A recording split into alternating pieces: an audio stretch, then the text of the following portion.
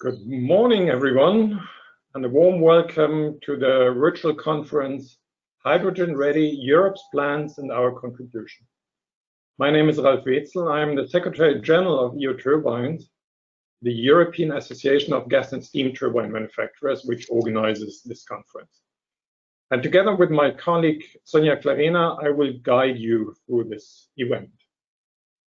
We are very pleased to have a very high number of participants joining the web conference, and I'm sure this has to do with the fact that the European hydrogen strategy was published very short before the summer break, and with everybody returning to work after a very special summer, I guess there still are a lot of questions with regard to the hydrogen plans.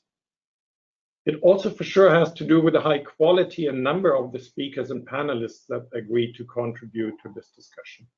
So the setting is good for an interesting morning that can provide food for thought and a lively and interesting discussion.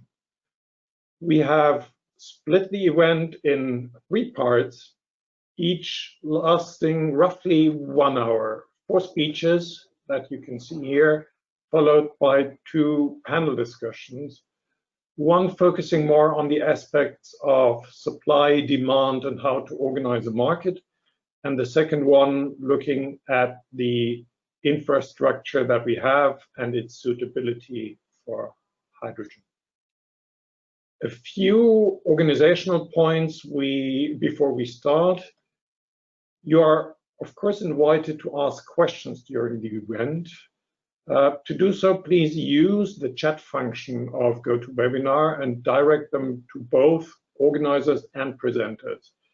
A colleague is monitoring all incoming questions and ensures that we include as many as possible in the discussions. But of course, time is a bit limited. Should you write down your name with a question, we assume that you agree to the possibility that it gets mentioned. Otherwise, simply do not add your name. As mentioned, we will have 4 speakers in the first part. 2 of them will later participate in the panel discussion. So we will not have audience questions to them in the first part, but feel free to ask them during the panel discussions.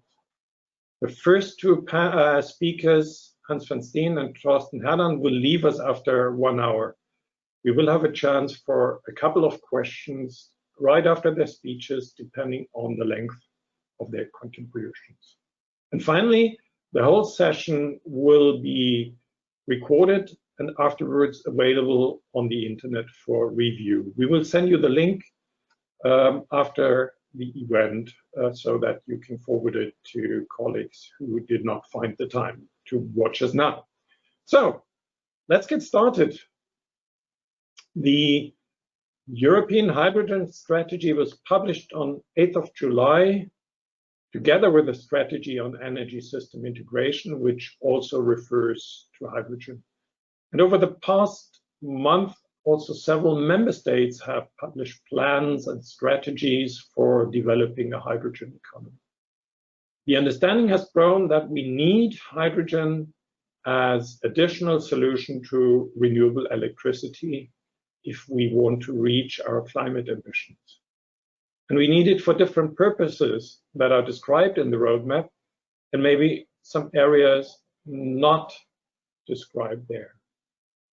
We will need to create supply, demand, market, and infrastructure all somehow in parallel. So the whole system, if we would only focus on one aspect, the system will not work. So what a project. So let's hear about how the Commission sees that project. Our first speaker is Hans van Steen, very well known in Brussels as acting director of the European Commission's Directorate General for Energy, in charge of, among other things, renewables and R&I. He joined us over a year ago when our industry presented the turbine industry commitments for a switch to renewable gases, especially hydrogen.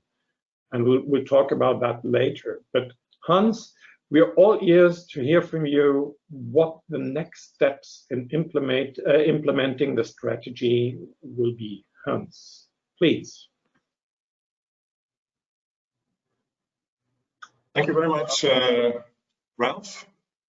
Good morning, ladies and gentlemen. I'm really pleased to be here. So thank you very much for inviting the Commission to this event. And I think I will use, as you said, Ralph, my time this morning to talk to you about how we in the Commission see the future role of hydrogen in Europe. Before I do that, I would, however, first like to thank EUTurbines for organizing this exchange. As you said, there was an event about a year ago, a little more than a year ago, and I have very fond memories of that event because that was when you launched your campaign to develop renewable gas and 20% hydrogen turbines by 2020 and 100% hydrogen turbines by 2030.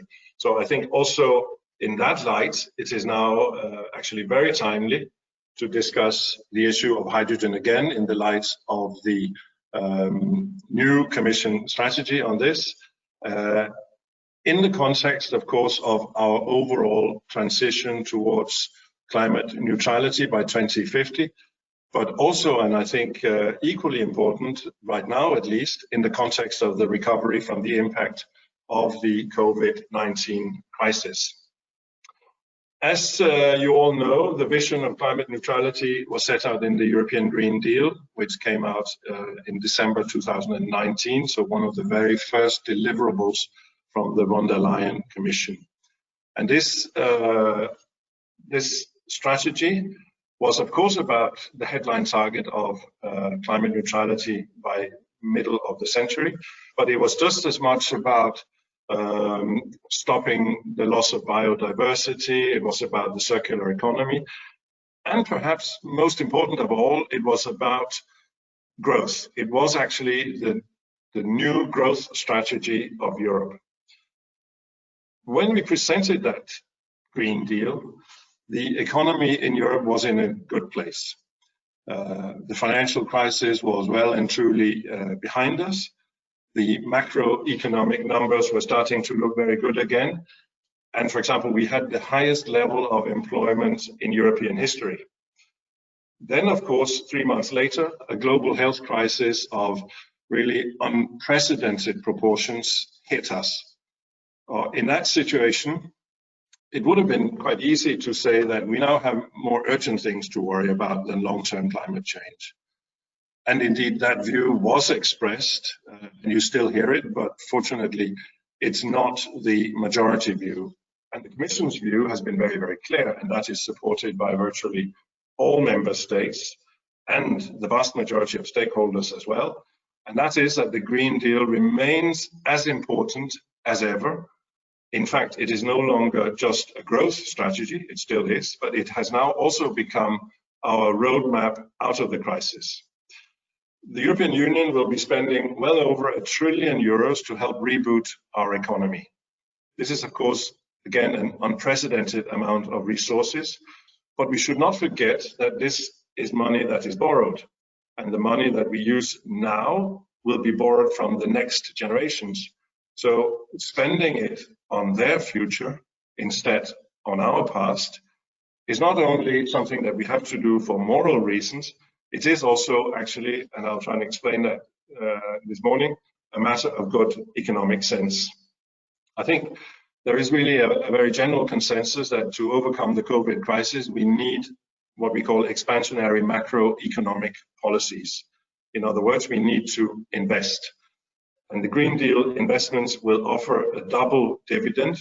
The investment needed for transition towards climate neutrality are the same kind of investments that are needed for the recovery from the COVID crisis.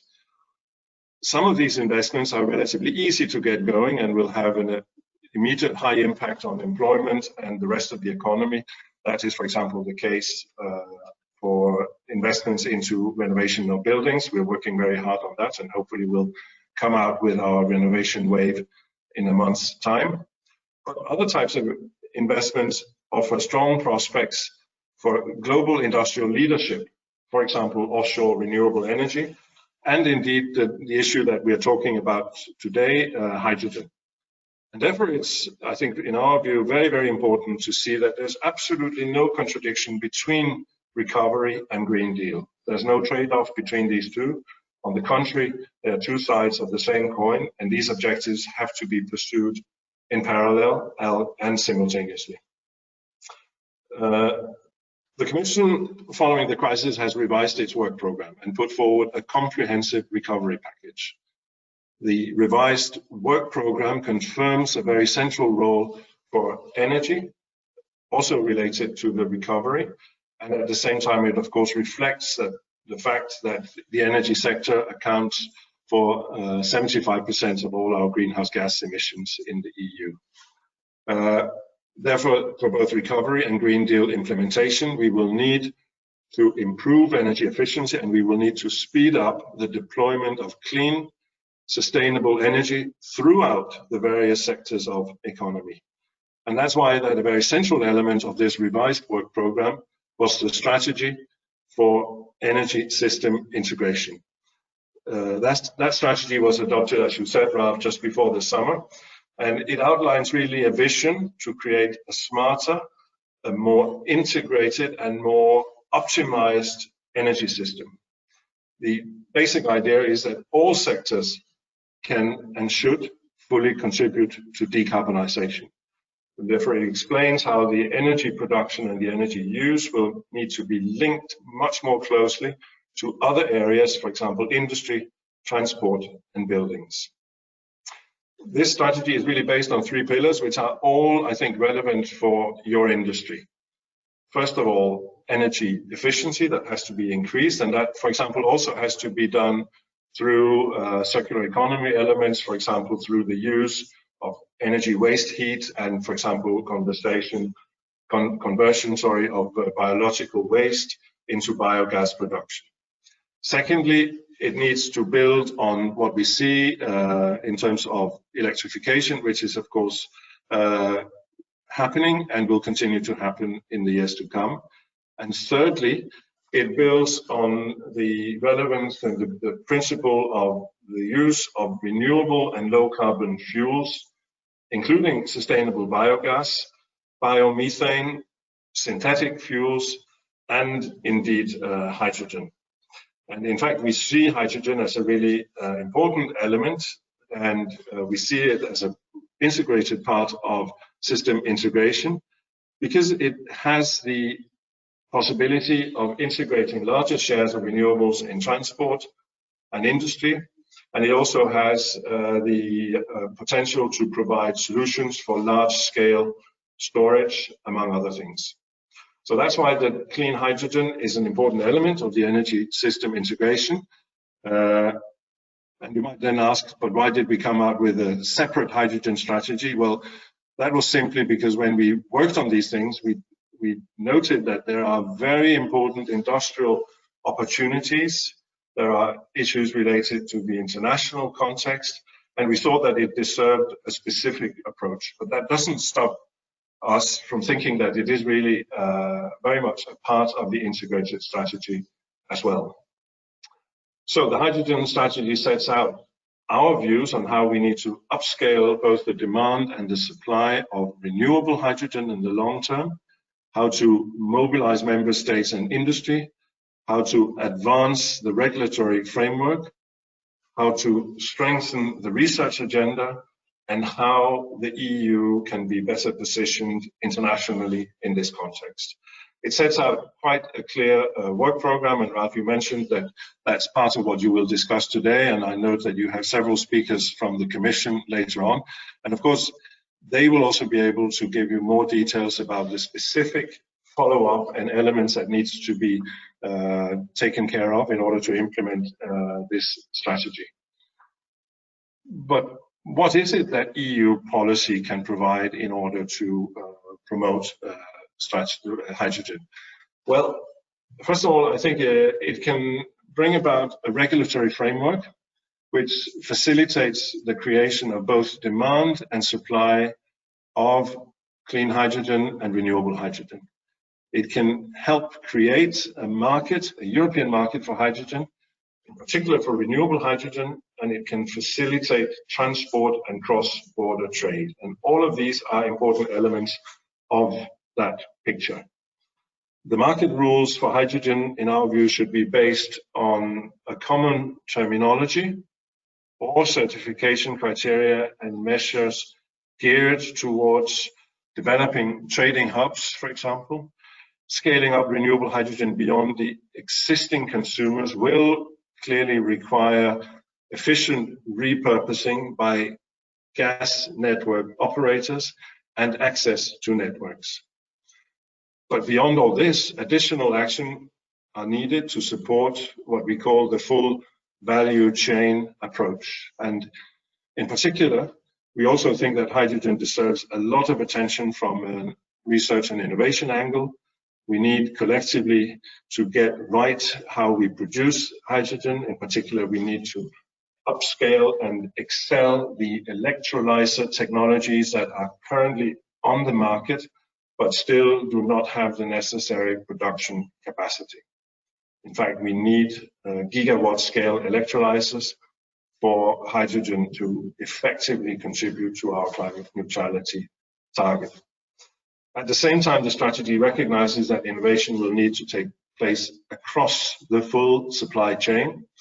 Of particular relevance to you is, of course, here the need for hydrogen turbines, a technology your industry is already working on as part of your industry commitment from last year that I mentioned at the very beginning. We need to provide industrial applications with high temperature heat or the use of hydrogen as a storage and buffering options to balance our electricity grids as we reach increasing shares of variable renewable generation. At EU level, most projects in the area of hydrogen have been developed in the framework of the Fuel Cells and Hydrogen Joint Undertaking, as you will know. That is a partnership between the EU and industry. And we very strongly support the continuation of this work as a clean hydrogen partnership under the new Horizon Europe, which, as you also know, is currently in the process of being finalized. The Commission's hydrogen strategy also complements the new industrial strategy for Europe, which was adopted in March, which identified hydrogen and fuel cell technologies as strategic value chains for Europe. And in this context, the Commission has launched a collaboration between public authorities, industry, and civil society. It's called the Clean Hydrogen Alliance, and it aims to bring scale and impact to industrialization efforts. Until now, more than 200 companies and some public authorities have signed up to this commitment. But clearly there is scope for further membership, so if you're interested in joining this network, the commitment letter is available on the Commission's website. It's our colleagues in DG GROW which are dealing with this. So, from the Commission side, we are very keen to see the contribution of EU turbines to the energy transition, also when it comes to hydrogen. In this context, we are particularly interested in how you see the pathways towards renewable and low carbon hydrogen. I will end here. I perhaps already spoke a little too long, but I really look forward to hearing the other speakers and the debate. But unfortunately, as you said, Ralph, I will need to leave you at 10 o'clock for other commitments. So if there are questions, maybe we can take them at this point in time. Thank you very much for your attention, and over to you again, Ralph. Thank you. Thank you, Hans. Thank you for connecting the topic to the bigger political framework of the Green Deal and the industrial strategy. You also mentioned the point that you decided to split the hydrogen strategy from the integrated energy system strategy at some point in time. Now, one question that remains a bit unclear to me, and maybe you can comment on this. Does the hydrogen strategy suggest to transform the gas market into a hydrogen market? Or are we creating a new market in addition to gas so methane and electricity, we create a hydrogen market where the gas market, methane market, is remaining in parallel. What's the kind of vision for in 20 years or 30 years? I think this is the million-dollar question in many ways, and if you ask the question, is perhaps because the strategy doesn't set this out very clearly, and there's a good reason for that, because at the end of the day, there are also some market forces in play here that has to figure out how this transition is going to happen. What is clear, though, is that if you're looking at climate neutrality, there's a limited role for gas, and we do have some important gas assets, and we are quite keen on repurposing these to the extent this is rational, and use them for hydrogen. I think that is clear from the strategy that is one option. But of course, the whole issue of blending is something that needs to be looked at. We're also, and you will have noticed, and that has been discussed when the strategy came out, that we make it very clear that what we need in the long term is renewable hydrogen, because that is, of course, the real, shall we say, climate optimal solution here. But we're also saying that during a transitional phase, there will be a role for hydrogen of different colors, blue in particular, and that is perfectly fine, because that will help build the market to create the necessary shall we say, volumes in terms of both demand and supply. So, and of course there, it could be that gas has a role also in terms of feeding into the electrolyzers and so on. So, I mean, we're not giving, shall we say, a blueprint. It's not called a blueprint, it is called a strategy, which means that there's also some room for margin there in how these things are going to work out. I know this is perhaps not as precise a reply that you would want, but maybe also the other panelists from the Commission will go into that later on. I suppose that could be something that would be quite interesting for people to hear from. Yeah, thank you. Well, I guess that was the expected answer, that there is not 100% fixed picture of what we want to achieve, but we develop while we're going. But we know the direction that we want to go. So that, I think, makes a lot of sense. Also because, of course, the hydrogen strategy talks about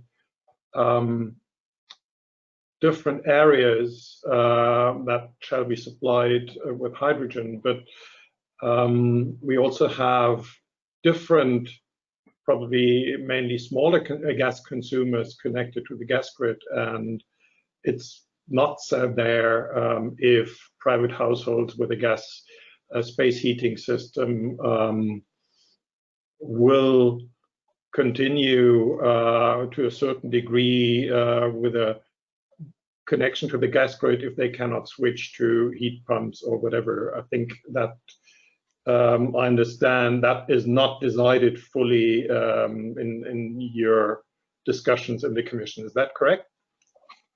I think what we are saying quite clearly is that hydrogen has a particular role to play in what we call the hard to decarbonize sectors. So sectors where there are limited other choices. If we're looking at space heating, there are many options available. Many renewable options, but also other low carbon options. And that's why, for example, things like heat pumps, of course, is really important there. So we think that hydrogen, we should focus especially on those areas where there are very limited other possibilities, and that's certain parts of industry and in certain parts of transport, where we don't see very many other ways of moving towards zero emission in the middle of the century. So that's what we think we need to look at, and this can be done in different ways. I think we're talking about certain types of clusters in order to maybe limit investments into infrastructure solutions at this stage. For transport, we could look at things like captured fleets and things like that, at least in the first phase, because it is perhaps not realistic to see a full rollout of a hydrogen infrastructure very, very quickly and straight away. Okay, thank you, Hans, for the moment. I think with regard to timing, we will see if within that 1 hour we will still have the opportunity for a few more questions, but I would now like to switch over to our next speaker, Thorsten Herdan. Thorsten is the Director General at the German Federal Ministry for Economic Affairs and Energy, and in charge of energy topics. We asked Thorsten for a contribution for at least 3 reasons. First of all, Germany holds the rotating council presidency until the end of the year, and I believe that in that period we might at least see some council conclusions on the EU hydrogen strategy. Secondly, as most of you know, Germany itself published its own hydrogen strategy short before the summer. And thirdly, Thorsten had a life before joining the German ministry. And in that other life, he was 15 years ago the initiator of this industry association that is organizing the event, EUTurbines. So welcome, Thorsten, back into your old world. And well, we look forward to your views on the German and also the EU hydrogen strategy. Thorsten. Yeah, Ralph, thank you very much. Can I be heard? Yeah? Yes, it works. Yeah, it's indeed interesting to be back in the old, at least, business life. Therefore, I, of course, was very delighted to join this webinar here with EUTurbines, an association where at least during the founding stage, I had some stakes in that. And I'm very happy to see how the association, the organization is developing in a positive way. And yeah, hello, Hans. Also, we are in constant contact, of course, on what we are going to do in this half of 2020, where we have the EU presidency. It is certainly a presidency which is in a very difficult time frame. Hans explained it quite in detail, but it is also very important, as Hans said, that we must make use of that critical situation in order to now agree on investing money for the recovery in the right assets. And that is something which we as the German presidency are very much looking on. And the question is, what are the right assets? Certainly, if you look from the stakeholders' perspective, business side, the economy as such, there are different views on what are the right assets, depending on what assets you own at the moment and depending on what are your business plans for the future. But that is something we have seen quite clearly. The overall and overarching goal, which is CO2 neutrality by 2050, guides us clearly the way to define the right assets. We can see that from the very important financial sector, that the financial sector is clearly looking on risk mitigation when deciding on putting money in the one or the other direction of assets, and CO2 emissions certainly are a risk, and a very high risk, and that is why the financial sector has clearly decided to go the also CO2-free route of investing in assets. So that is the one point. The other point is that industry is now, I would say, for the first time ever, driving politicians. We had, I would say, decades where politicians in Europe, but also in Germany with the energy transition, were driving industry. to transform. And now that has changed. Now industry has not only taken up the momentum, but industry has by themselves understood that CO2 neutrality means for them to change partly their products, to change their behavior, to go that CO2-free route. And now is asking us to be faster than we are right now. That is a very interesting time we are living in. And during that time, we have this EU presidency, and during that time, we are discussing on the, as I said, right assets. And also during that time, we came up as Germany with a hydrogen strategy a few days before the European hydrogen strategy, which was good because we could then be in some sort of a front runner position, also with then coming into the chair of the EU presidency.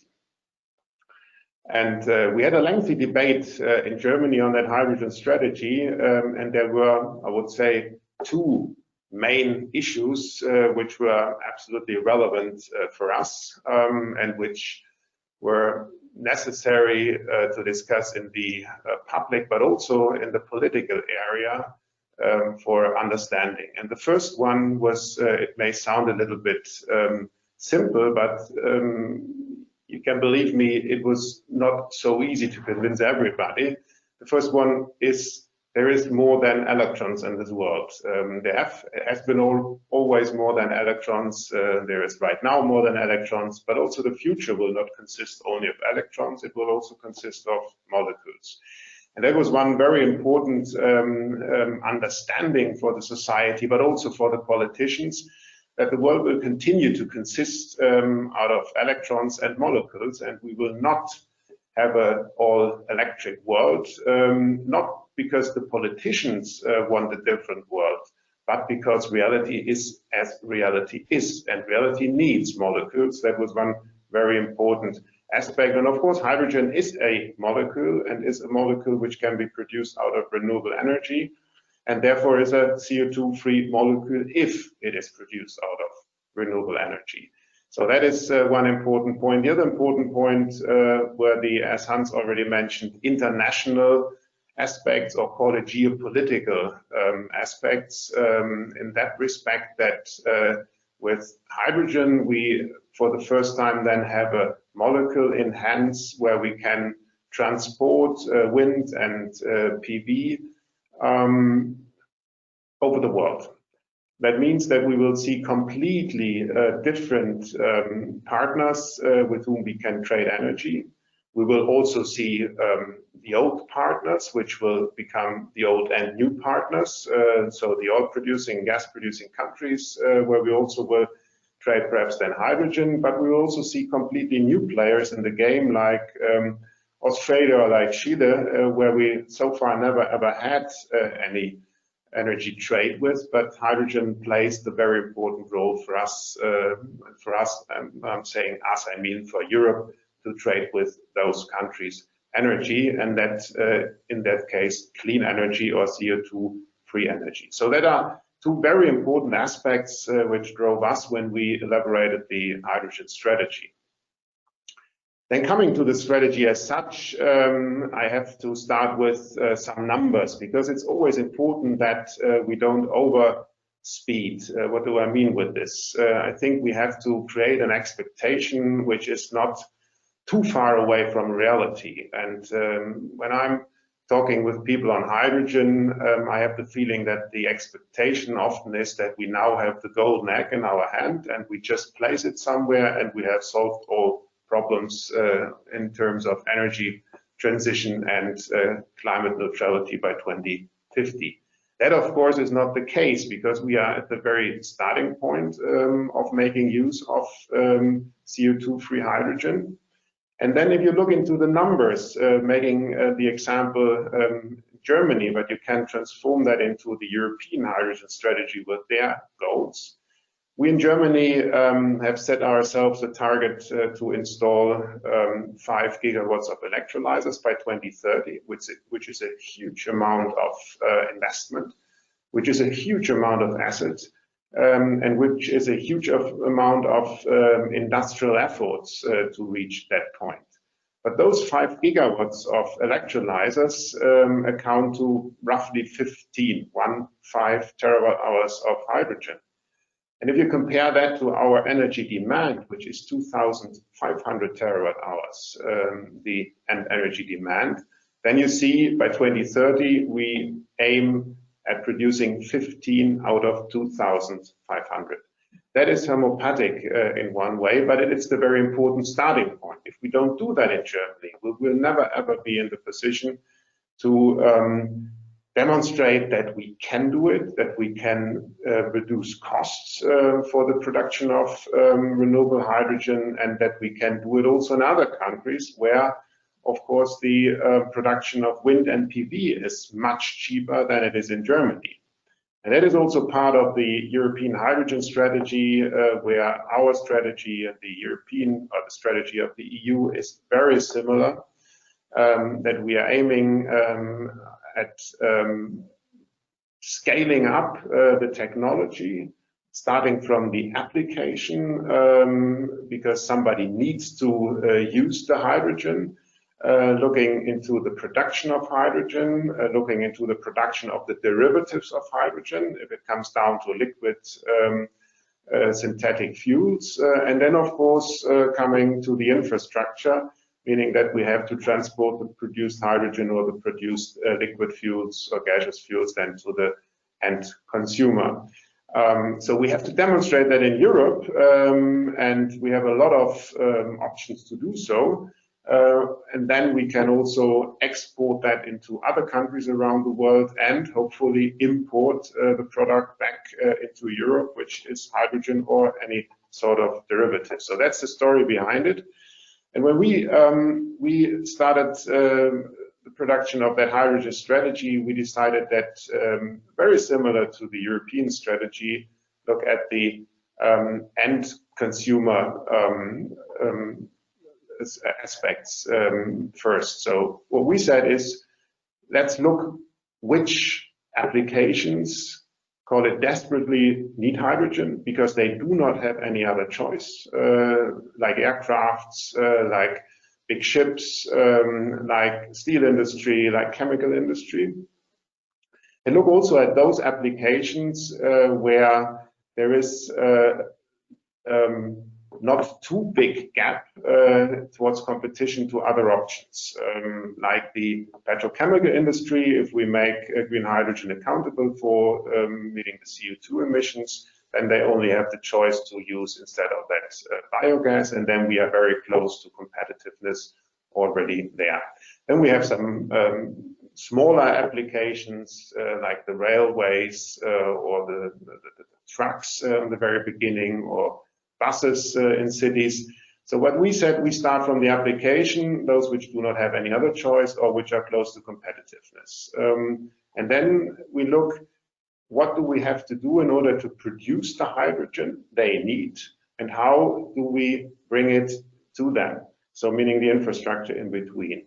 We all know that we had within the electricity transition, because what we did so far was very much an electricity transition and not an energy transition.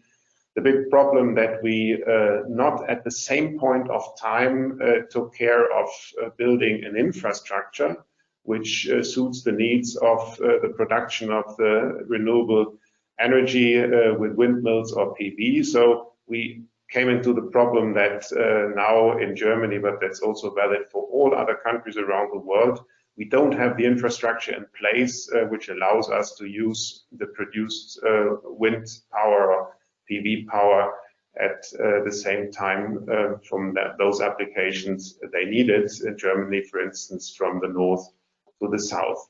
And this problem we will not, or this mistake, we will not repeat with the hydrogen strategy. So therefore we, at the same time, will take care of the infrastructure, as we will take care of the production of hydrogen or its derivatives, as we will take care, of course, of the applications which are able to pay the price for the hydrogen in order for them to use it.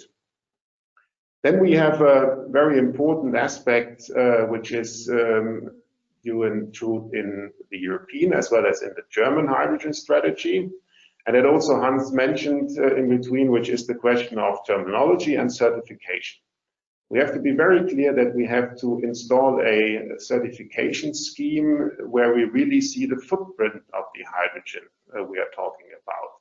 Specifically and especially if we import the hydrogen from third countries into Europe, we must know what type of hydrogen is that. Is this a CO2-free hydrogen? Is this a nuclear hydrogen, which is also CO2-free, but perhaps viewed a little bit different from many member states in Europe? Or is it a coal hydrogen coming up, like the Australians transported into Japan? If we don't know that, if we don't have that certification scheme in place, we will never ever arrive at the CO2 neutrality by 2050, because we simply do not know what type of energy, what type of fuel, call it that way, we use.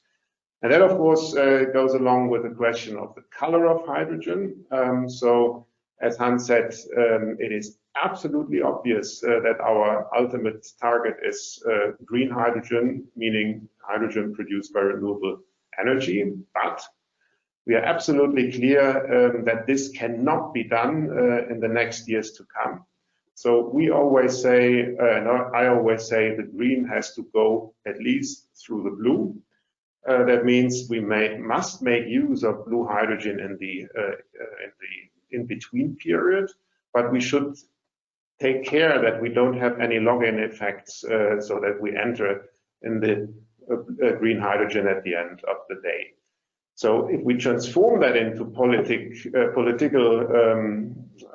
measures, we clearly say that when producing hydrogen, we only subsidize green hydrogen produced, but when using hydrogen, we are color-free.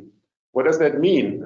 Taking an example from the steel industry, if they convert their melting process for steel to the direct reduction route, then of course they need all of a sudden a huge amount of hydrogen. And we are absolutely sure that this huge amount of hydrogen is not available in green color. So either we make them the possibility that they can use also other colors, or they will simply not invest in this new type of technology. If we now come to the role of turbine technology, I would just touch upon three issues, because Ralf, you also asked me what may be the role of turbines. I think if we're talking about aircrafts, you can tick it. It's quite clear. They will use in the future also, call it hydrogen fuels. If you look to industrial applications, you can tick it too. There is a huge possibility for them to use hydrogen fuels. If you look and switch to power production, I'm not so sure. I would make at least a question mark, because we all know that the route of producing hydrogen and then burning it again in turbines is perhaps not the most effective one. But on the other hand, we all know that we need constant power, and turbines are most applicable for that, and why not? But that should be decided by the industry. It should be decided by the customers and not by the politicians. The very last point, you were mentioning the EU presidency and our goals towards hydrogen. Hans already said that we are aiming for council conclusions on that, which is not easy, because we have to agree with all the member states on the colors, on the certification, but we are very optimistic that we will reach at council conclusions, and for that we need, of course, also the input of EUTurbines.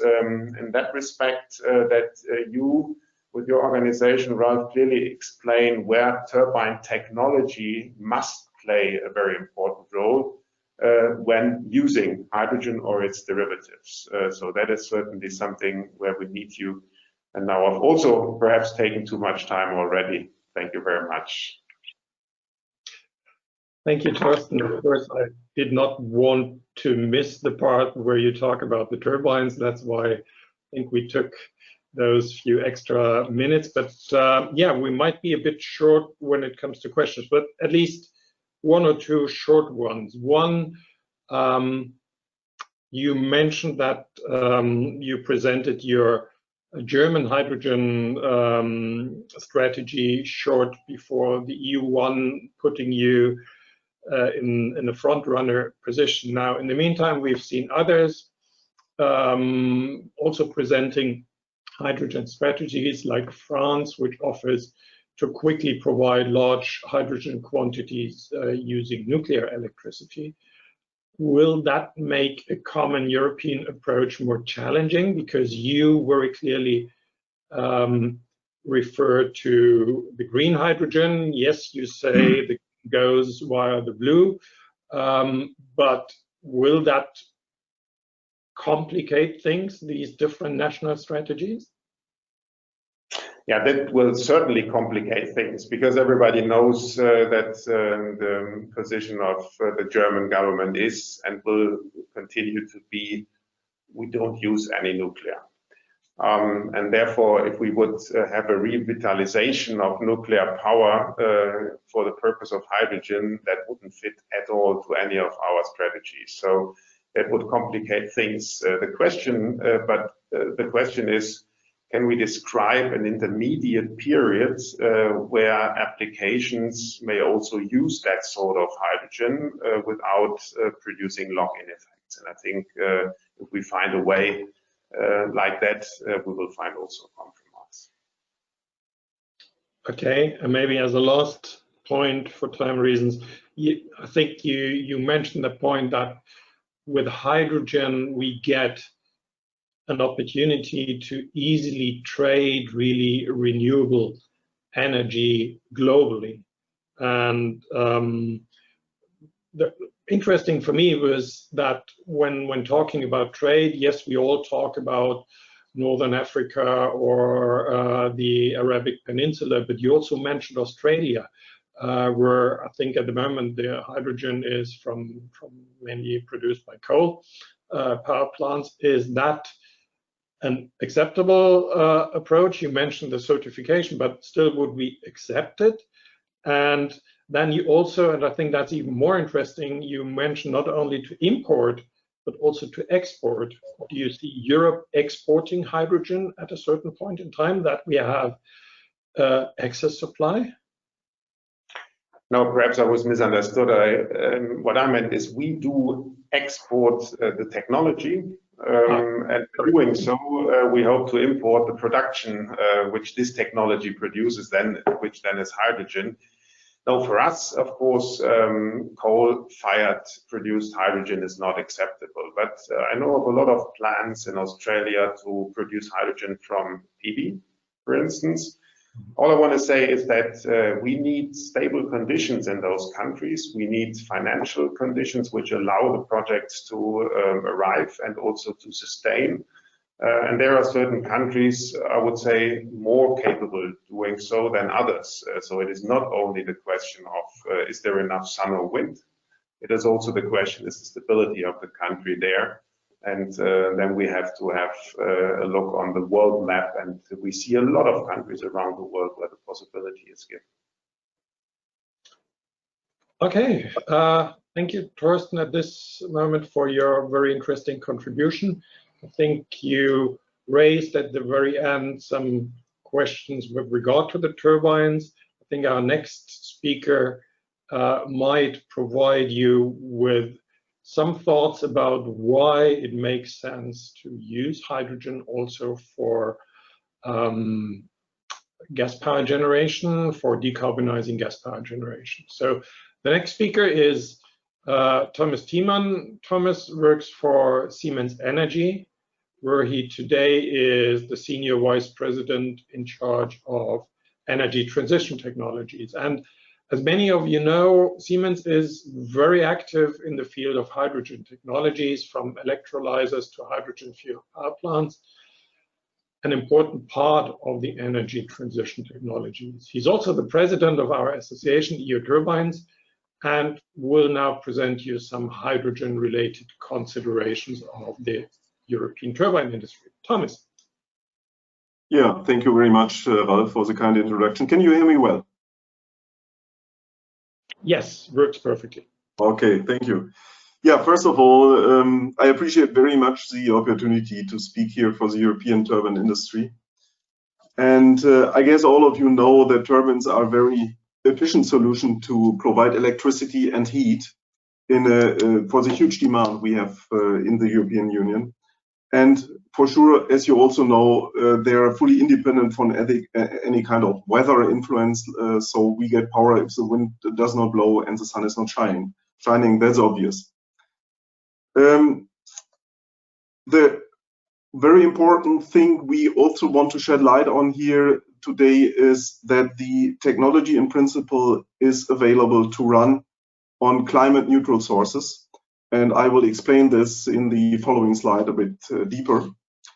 In Europe, in the last months, the understanding has grown massively that clean hydrogen should play an important role, as we have heard from Hans van Steen some minutes ago. And we want to highlight a bit more and shed some more light on that reaching climate neutrality is more than simply just increasing the amount of renewable electricity. So that's obvious.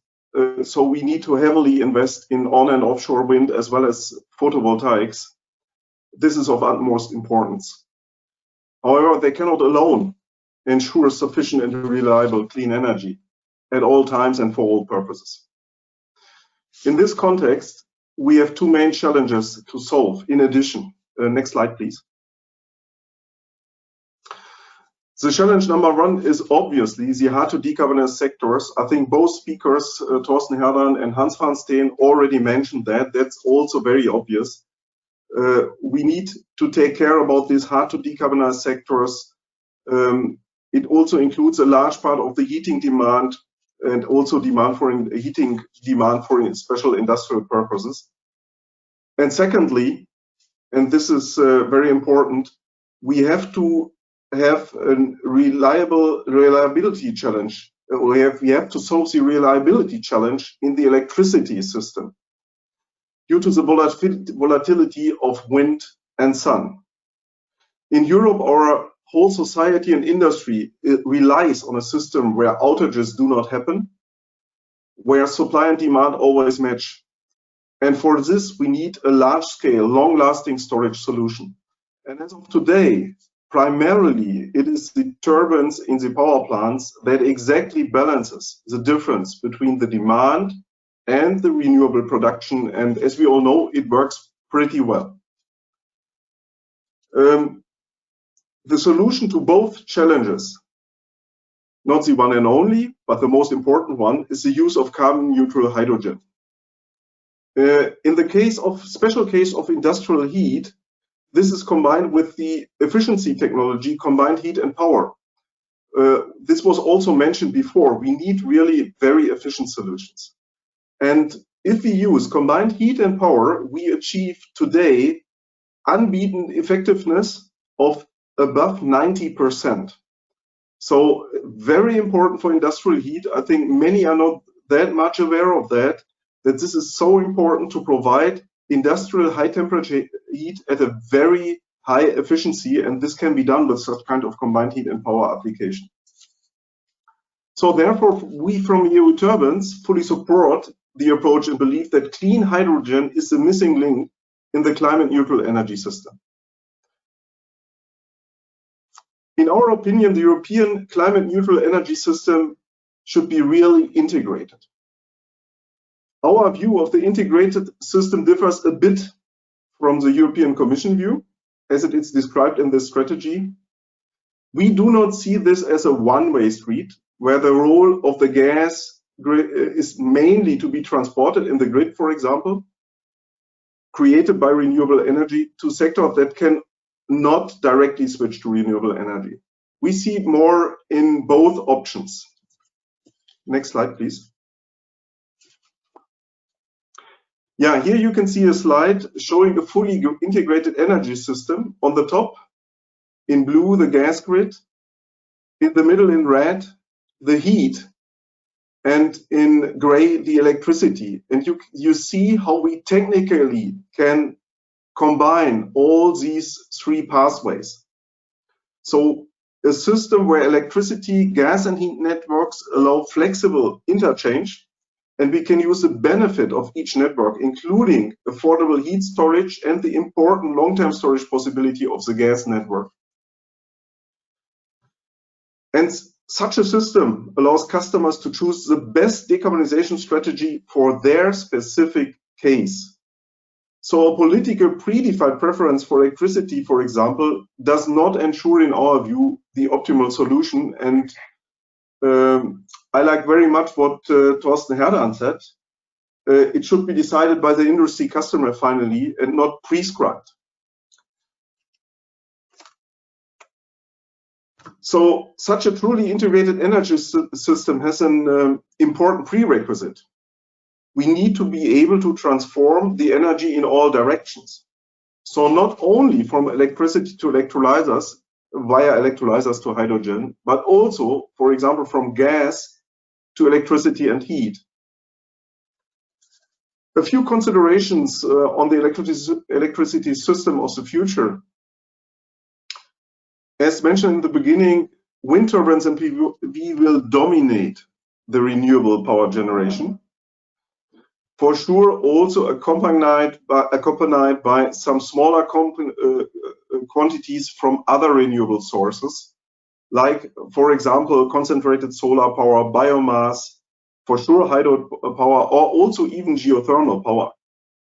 As you might know, geothermal power in certain areas can have a significant contribution to the electricity system via then converting it via steam turbines to electricity. But due to the volatility of wind and sun, we need anyway a backup that can compensate for the moments when no sun is shining or no wind is blowing. So our offer is a climate neutral backup. Next slide, please. Oh, sorry, you already switched. And for sure, there are different options for such kind of backup, from batteries via demand response to gas power plants. All have advantages or weaknesses. The backup needs to be very flexible. It needs to be reliable. We need backups covering very high power over seconds and sometimes also over days and weeks, and it should be affordable. Gas power plants, as they do today, they can fulfill these requirements, but today operated with natural gas, and this is not compatible to a climate neutral system. Important to mention is that a gas power plant is not per se fossil technology. We use today natural gas because it was cheap and affordable and it works very well. But in the past, as we all know, societies did not think so much about the climate impact. Now we do. And this is a bit now, let me come to the industry commitment. The commitment we from industry side give, in fact, that the power plant can be operated, or even existing ones be upgraded to operate with climate neutral gas, specifically also hydrogen. The next slide, please. So I have a quick look back. So this is now an older slide, almost 2 years old. At the beginning of 2019, all European manufacturers of gas turbine did some commitments listed here. And let me immediately get to the 2020 commitment.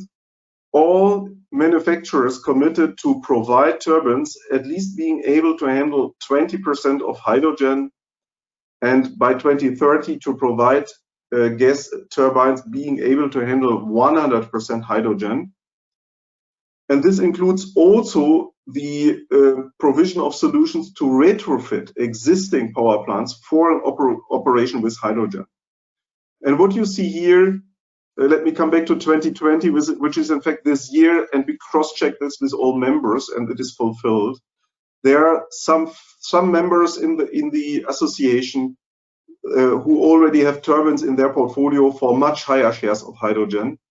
Even we, I can now speak for Siemens, sold some short time ago a 60% turbine, an SGT 600. So we are in details. Some companies are even much further on the road down.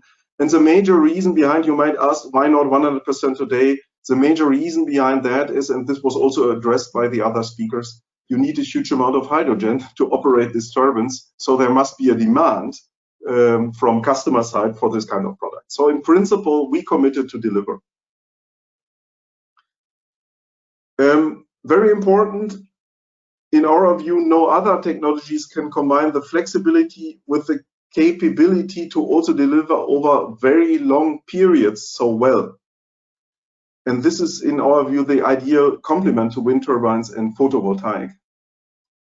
Furthermore, we have the specific effect of cogeneration I already mentioned. So there are huge applications in industry needing high temperature heat for their processes. And if we convert the energy via turbines, again, I would like to repeat, we can achieve effectiveness of up to 90% if it's smartly combined. So this is a great advantage for all energy intensive industry who need high temperature heat. We published this industry commitment, what you see here, at a point in time when the European hydrogen strategy was not even under preparation. And we are very intensively working on living up to these commitments listed here. And today we published a new brochure that describes also our approach and progress. Next slide, please.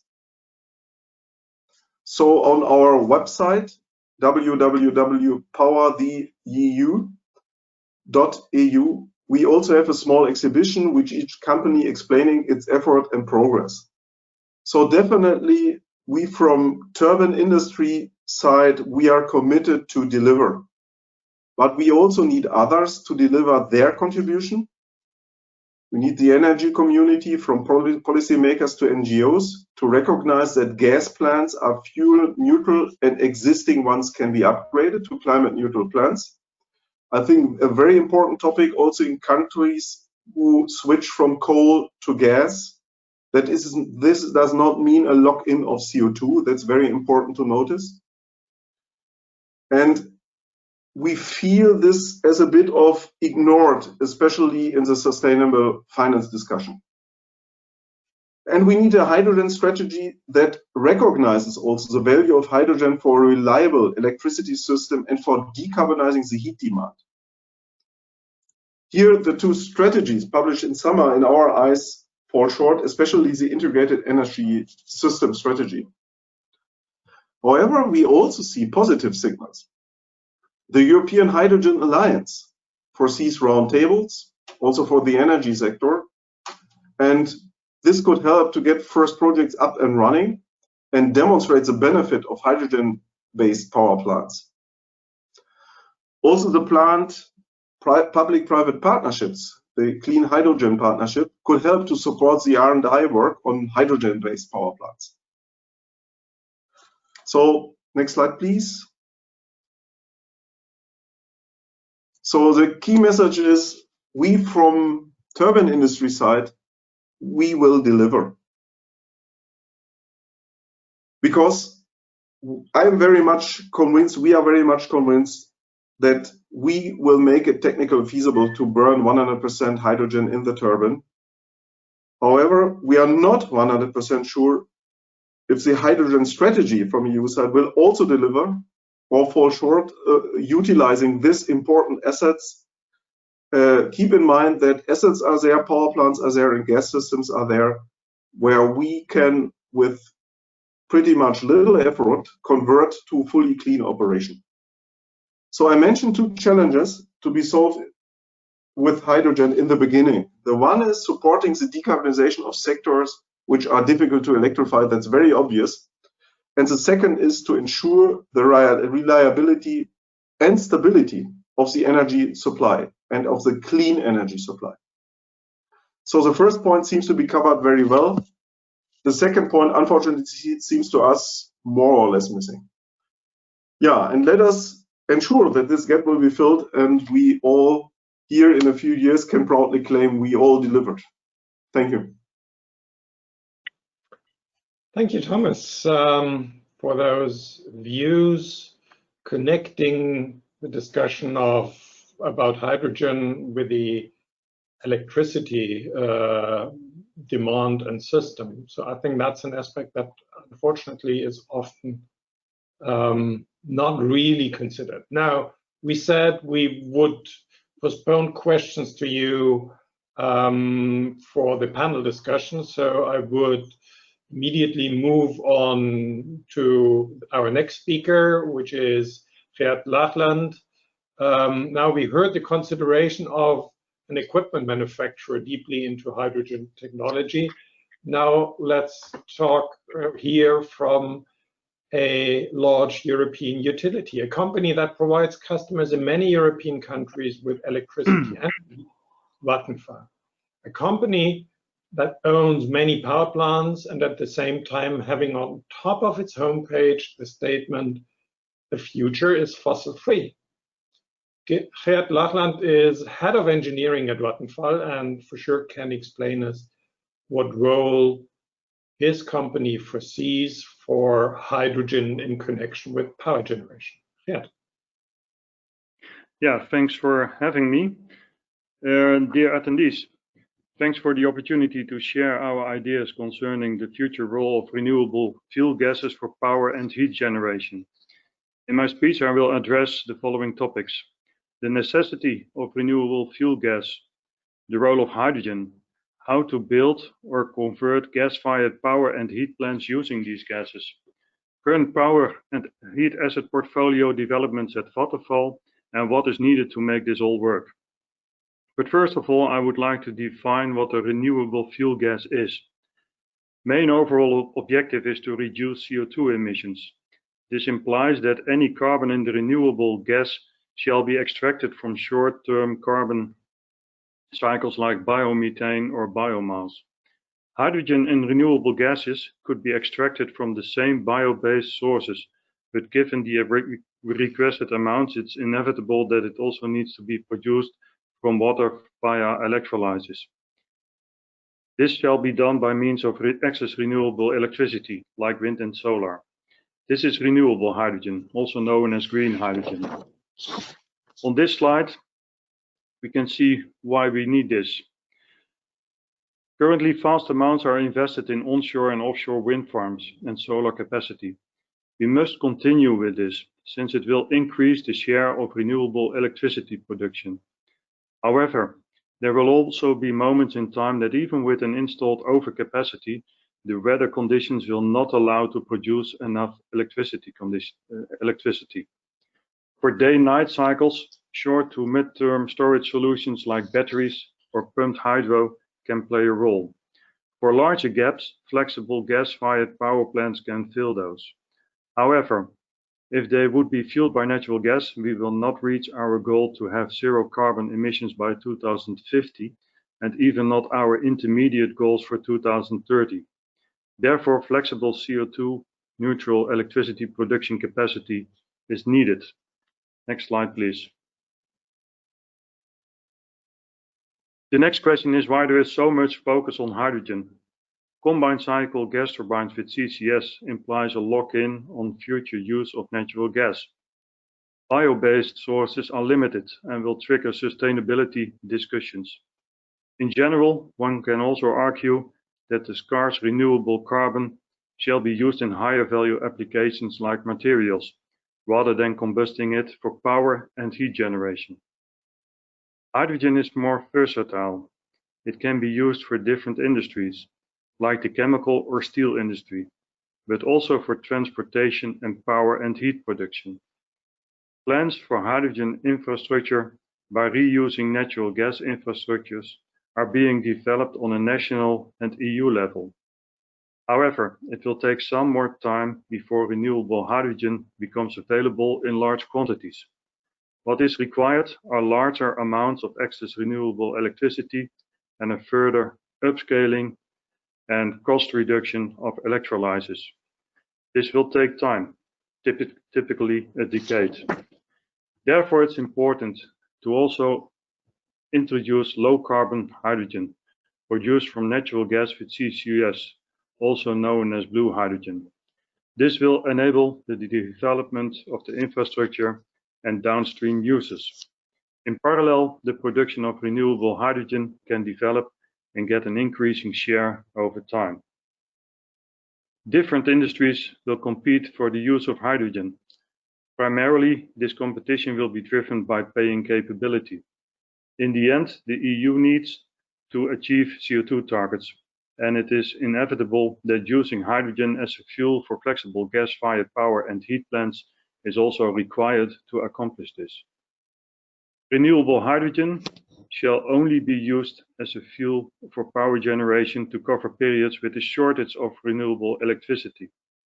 This requires the ability to store large volumes of hydrogen in, for example, subsoil caverns. This shall be part of the infrastructure developments. For heat production, renewable hydrogen is in the merit order behind third-party infeeds, excess renewable power to heat, and local biomass. So also for heat production, flexibility and storage are required. What is also more than likely is that we will not be able to produce sufficient hydrogen in Europe. So hydrogen needs to be produced in areas with abundant potential for renewable electricity production like deserts. It shall be imported via pipeline or shipping of hydrogen carriers like ammonia. Next slide, please. Vattenfall has been active over more than 5 years to develop the introduction of hydrogen as a fuel for power and heat production. Maybe the most well-known project is the H2M project in Eemshaven. It entails the conversion of an existing modern and flexible 1,300 megawatt combined cycle gas turbine plant from natural gas to hydrogen. Part of the project is also a low-carbon hydrogen production facility. The project has been developed together with Equinor and Gasunie to cover the complete value chain. With the gas turbine OEM Mitsubishi Power, an investigation was conducted to identify the necessary plant and gas turbine modifications. The conclusion is that the conversion of the first unit could be operational by 2025. However, a viable business case depends on the right market conditions and support scheme. Next slide, please. In parallel, Vattenfall is partner in the high hydrogen program led by Ansaldo Thomassen to develop a dry low NOx combustor retrofit solution for gas turbines with CAN combustors. The objective is a combustor that can combust 100% hydrogen, 100% natural gas, and any mixture thereof. The experimental part of the first phase of this project has been completed successfully, proving the concept at atmospheric conditions. Currently, the second phase of the program is being developed, including the required funding scheme. The objective of the second phase is to prove the combustor on an actual gas turbine. The partnership is actively pursuing near-term opportunities to perform demonstrations on both an Opera OP16 2 megawatt turbine as well as a retrofit on a 20 to 40 megawatt frame machine. The vision is to provide this technology for applications in the range of 1 to 300 megawatt gas turbines. Next slide, please. In Berlin, Vattenfall is working on the coal phase-out program for the district heating business. It shall be completed by 2030. A wide range of solutions is being considered, like third-party feed-in, power-to-heat, biomass, and geothermal. But it also turned out that a considerable share will be initially natural gas-fired gas turbine-based combined heat and power plants. In the design, a later conversion to renewable gases will be considered. Next slide, please. That brings us to the question what is required to make it happen that hydrogen can contribute to a further decarbonization of society and power and heat production in particular. In the end, hydrogen should become a tradable commodity like electricity and natural gas. From a technical perspective, the up and downstream technology and a sound infrastructure needs to be available for that. Cooperation of all parties in the value chain is key, from the EU and national governments A long-term consistent view is required, since the market will need time to develop. Short-term, well-directed support is needed to stimulate technology developments. Long-term, legal, regulatory, and commercial conditions need to be well-defined and fitting to the market required for decarbonization.